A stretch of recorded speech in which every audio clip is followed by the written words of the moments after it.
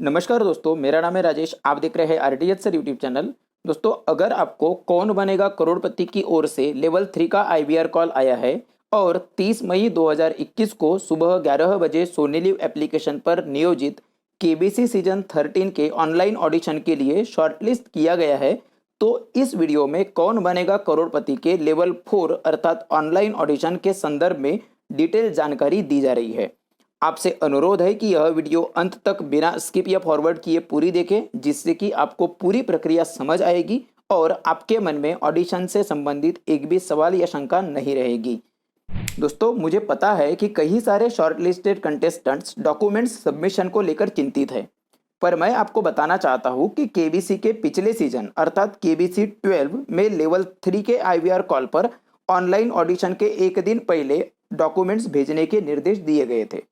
इस वर्ष केबीसी का ही मराठी संस्करण जो है कौन होणार करोड़पति में भी लेवल 3 के आईवीआर कॉल में भले ही डॉक्यूमेंट सबमिशन की तिथि न बताई गई हो, परंतु वैलिड डॉक्यूमेंट्स की सूची बताई गई थी। उस वजह से केबीसी 12 के निर्देशों के आधार पर मैंने भी ऑडिशन के एक दिन पहले डॉक्यूमेंट्स भेजने की सलाह दी हुई थी।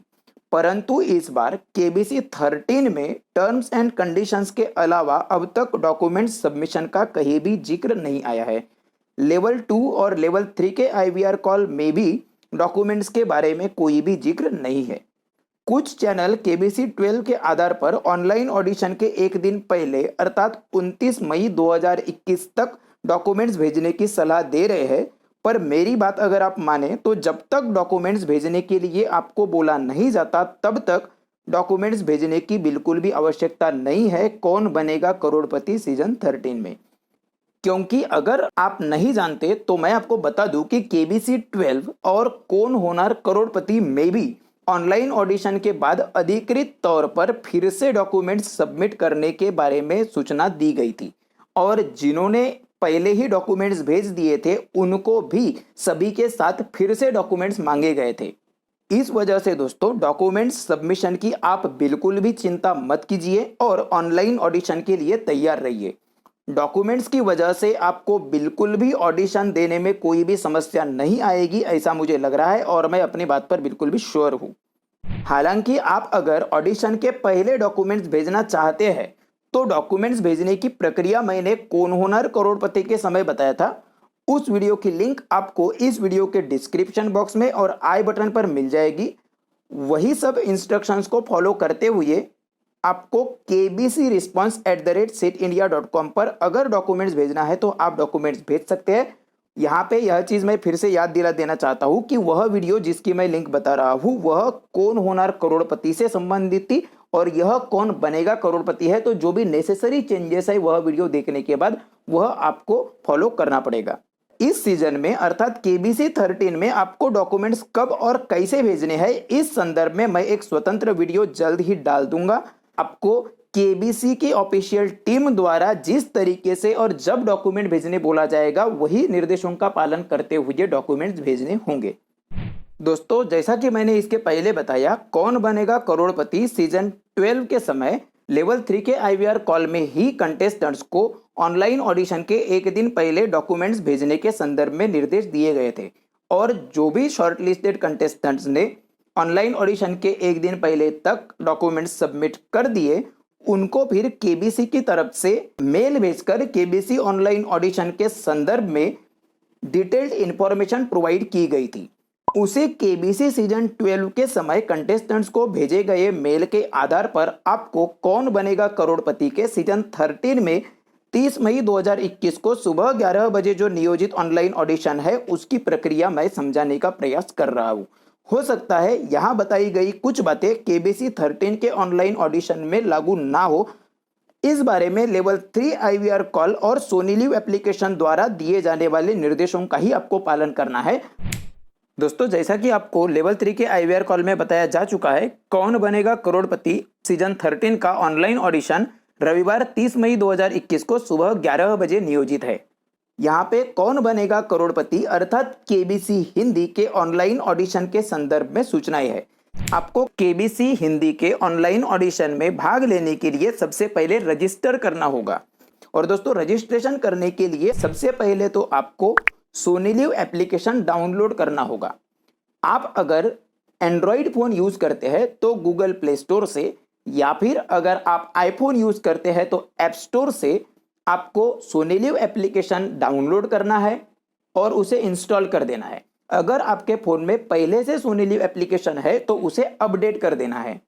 सोनीलिव एप्लीकेशन को डाउनलोड और इंस्टॉल या फिर अपडेट कर देने के बाद आपको ऑनलाइन ऑडिशन के दिन अर्थात 30 मई 2021 को कौन बनेगा करोड़पति अर्थात केबीसी हिंदी का ऑनलाइन ऑडिशन का बैनर दिखाई देगा सोनीलिव एप्लीकेशन पर। उस बैनर पे क्लिक कर देना है। केबीसी हिंदी के ऑनलाइन ऑडिशन के बैनर पे क्लिक कर देने के बाद आपको सबसे पहले भाषा का चयन करने के लिए बोला जाएगा। हिंदी और अंग्रेजी दो भाषाओं में से आप जिस भी भाषा में ज़्यादा कंफर्टेबल है वह भाषा का आपको चयन करना है। दोस्तों, भाषा का चयन ध्यानपूर्वक कीजिएगा, क्योंकि एक बार आप जिस भाषा को चयन कर लेंगे उसी भाषा में आपको जो भी पूरी ऑनलाइन ऑडिशन के संदर्भित सूचनाएं हैं और जो भी प्रश्न है वह दिखाई देगी। और एक बार भाषा का चयन कर देने के बाद आप बाद में भाषा बदल नहीं सकते, करके ध्यान से भाषा का चयन कीजिएगा। लैंग्वेज सिलेक्ट कर देने के बाद आपको मोबाइल नंबर एंटर करने के लिए बोला जाएगा ऑथेंटिकेशन के लिए। तो दोस्तों, केबीसी के रजिस्ट्रेशन के वक्त आपने जो नंबर एंटर किया हुआ था आपको वही जैसा का वैसा मोबाइल नंबर एंटर करना है। भले ही यह पेज सभी को दिखे, आपका अगर केबीसी हिंदी के ऑनलाइन ऑडिशन के लिए नंबर शॉर्टलिस्ट हुआ है, अगर आपको लेवल 3 का आईवीआर कॉल आया है तो ही आपको आगे बढ़ने की अनुमति दी जाएगी, अन्यथा आपको आगे बढ़ने की अनुमति नहीं दी जाएगी। एरर आ जाएगा कि आपका सिलेक्शन नहीं हुआ है, आप आगे नहीं बढ़ सकते करके दोस्तों, मोबाइल नंबर एंटर करते वक्त जिस नंबर पर लेवल 3 का आईवीआर कॉल आया है वही नंबर आपको ध्यान से एंटर करना है। एक बार मोबाइल नंबर एंटर कर देने के बाद उस मोबाइल नंबर पर एक ओटीपी भेजा जाएगा वेरिफिकेशन के लिए, ताकि वह ऑनलाइन ऑडिशन का सेक्शन आपको एक्सेस करने दे। अगर ओटीपी आता है तो आपको वह ओटीपी एंटर करना है। आपको फिर केबीसी हिंदी का ऑनलाइन ऑडिशन जो है वह एक्सेस करने दे दिया जाएगा। दोस्तों, यहाँ पे मैं और एक चीज बता दूं, कुछ दर्शक ऐसे हैं जिनका जो नंबर ऑनलाइन ऑडिशन के लिए शॉर्टलिस्ट हुआ है वह सिम फीचर फोन अर्थात सादे फोन में है। जैसा कि आप जानते हैं, ऑनलाइन ऑडिशन देने के लिए आपके पास स्मार्टफोन होना आवश्यक है। और यहाँ पे लिखा हुआ भी है कि केबीसी हिंदी ऑनलाइन ऑडिशन देने के लिए मोबाइल नंबर एंटर करने के बाद ओटीपी वेरिफिकेशन भी किया जाता है। अगर आपकी सिम जो नंबर आपने केबीसी हिंदी ऑनलाइन ऑडिशन के लिए एंटर किया हुआ है वह सिम अगर फीचर फोन में है और अगर आपने वह नंबर एंड्रॉयड फोन में या स्मार्टफोन में डाले हुए हो तो भी चलता है। आपका ओटीपी जो है वह आपके फीचर फोन में आएगा, वहां से देखकर आप स्मार्टफोन में वह ओटीपी डालकर आप आगे बढ़ सकते हैं। पर मेरी सलाह है कि ऐसा करने से बचे और आपकी सिम फीचर फोन में भी अगर है तो वहां से निकालकर स्मार्टफोन में डाल दीजिए, जिससे आप ऑनलाइन ऑडिशन दे रहे हैं, ताकि आपको कोई दिक्कत नहीं आए। एक बार ओटीपी वेरीफाई कर देने के बाद में आप केबीसी हिंदी ऑनलाइन ऑडिशन का जो सेक्शन है उस सेक्शन में चले जाएंगे। उस सेक्शन में आपको सबसे पहले आगे बढ़ने के लिए जो भी स्टेप्स है वह स्टेप्स के बारे में इंस्ट्रक्शन देने हेतु कुछ वीडियोज दिखाई देंगी। आपको वह वीडियोज ध्यानपूर्वक देखने हैं, क्योंकि उन वीडियोज में आगे की पूरी प्रक्रिया एक्सप्लेन की जाएगी। तो वह अगर वीडियोज आप अच्छे से देख लेते हैं तो आपको आगे की प्रोसेस जो है वह आसानी से समझ में आ जाएगी। वीडियोज देख लेने के बाद में दोस्तों आपको contestant release form, terms and conditions और केबीसी हिंदी ऑनलाइन ऑडिशन से संबंधित सूचनाएं दिखाई देंगी। उसके बाजू में एक चेकबॉक्स रहेगा। मुझे तो लगता है कि पढ़ने का मौका दिया जाएगा। अगर पढ़ने का मौका मिलता है तो आप उस पर क्लिक करके contestant release form, terms and conditions और जो भी इंस्ट्रक्शंस है वह अच्छे से पढ़ लीजिएगा और वह आपको मान्य है, अर्थात आप सभी कंटेस्टेंट रिलीज फॉर्म में टर्म्स एंड कंडीशंस और जो भी ऑनलाइन ऑडिशन से संबंधित सूचनाएं है वह आप एग्री करते हैं, वह आपको मान्य है, यह बताने के लिए उसके बाजू में जो चेक बॉक्स है उसको चेक करना है, अर्थात टिक करना है। आप जब contestant release form, terms and conditions और ऑनलाइन ऑडिशन से संबंधित इंस्ट्रक्शंस को मान्य कर लेंगे, एक्सेप्ट कर लेंगे, उसके बाद में आप ऑनलाइन ऑडिशन दे पाएंगे। दोस्तों, जैसा कि आप जानते हैं, आपका यह जो ऑनलाइन ऑडिशन है यह 2 स्टेप में होने वाला है। पहली स्टेप है जीके टेस्ट और दूसरी स्टेप है वीडियो रिकॉर्डिंग। और जो जीके टेस्ट है, पहली स्टेप, यह 30 मई 2021 को सुबह 11 बजे है। और दोस्तों, ऑनलाइन ऑडिशन जो कि 11 बजे चालू होने वाला है 30 मई 2021 को, वह देने के लिए आपको रजिस्ट्रेशन प्रोसेस जो अभी मैंने बताई हुई है वह रजिस्ट्रेशन प्रोसेस 11 बजे के पहले कंप्लीट करनी है। और उसके लिए आपको आईवीआर कॉल में जैसा कि बताया जा चुका है, आपको 2 बार याद दिलाया गया है कि आपको 30 मई 2021 को सोनीलिव एप्लीकेशन पर सुबह 10:30 बजे लॉग इन हो जाना है। आपको सोनीलिव एप्लीकेशन पर सुबह 10:30 बजे लॉग इन हो जाना है। और अभी जो मैंने रजिस्ट्रेशन प्रोसेस बताई है वह रजिस्ट्रेशन प्रोसेस कंप्लीट कर लेनी है 10:30 बजे से लेकर 11 बजे तक। अब दोस्तों यहां पे एक चीज मैं जब यह कह रहा हूं कि 10:30 बजे लॉग इन हो जाना है या 10:30 से पहले लॉग इन होना है, तो उसके संदर्भ में मैं एक चीज और बता देना चाहता हूं। अभी हाल ही में 11 अप्रैल 2021 को कौन होनार करोड़पति का ऑनलाइन ऑडिशन हुआ। वह ऑडिशन भी सोनीलिव एप्लीकेशन पर ही हुआ। वहां पर भी लगभग सेम प्रोसेस थी। वहां पे भी आईवीआर कॉल में सुबह 10:30 बजे लॉगिन होने के लिए बोला गया था। अभी जो मैंने प्रोसेस बताई हुई है रजिस्ट्रेशन से संबंधित ऑनलाइन ऑडिशन के पहले जो प्रोसेस कंप्लीट करनी है उसके लिए 10-20 मिनट का समय लग सकता है। 10 मिनट काफी है मेरे ख्याल से। पर यह जो ऑनलाइन ऑडिशन का बैनर है यह ऑडिशन के दिन बहुत पहले ही अवेलेबल हो गया था, एप्लीकेशन पर दिखाई देना शुरू हो गया था।